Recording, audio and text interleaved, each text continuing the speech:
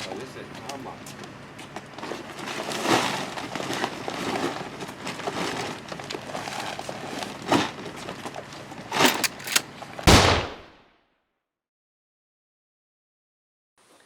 Welcome back to another episode of The Angry Farmer with Chris Pevey.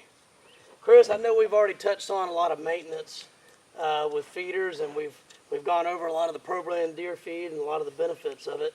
But what we haven't touched on is when to feed and why you feed. Maybe you could shed a little light for us. Okay, that's a good question. So right now we're in the middle of May, and of course antler growing season's in full swing. But the best time to start feeding protein for your bucks and your does is in January.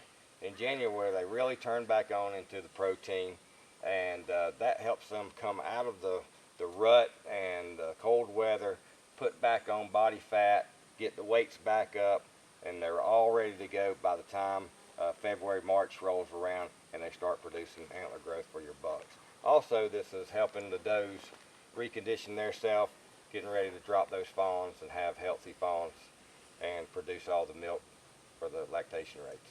So do you like to feed all season long, or when do you typically stop feeding? So we typically stop feeding in August. They'll pull off the protein in August.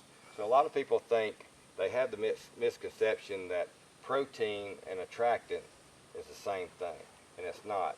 So deer feed is from January to August, and you'll see in August, in late August, they'll pull off the protein. And deer attractants are mostly energy foods, so they're going after the corn, a shot of energy, a quick shot of energy. So to answer your question, January through August. Okay, thank you. So Chris, when you're first introducing ProBlend deer feed to deer for the first time, what's the biggest thing that you see that typically happens when you're putting them onto a protein trough style feeder? Okay, so the first thing, what we do recommend the feeders, and the feeders need to be a protein tube style feeder like this, such as the Texas Hunter feeder, or a covered trough feeder. This feed needs to stay dry, and it'll do good.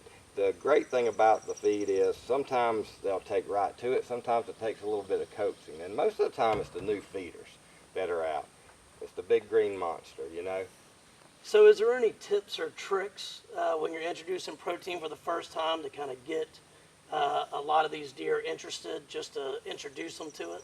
Yeah, so what we typically recommend is you've got your protein in there, we mix it very slightly with a little bit of corn. Deer love corn, they're used to eating corn all the time.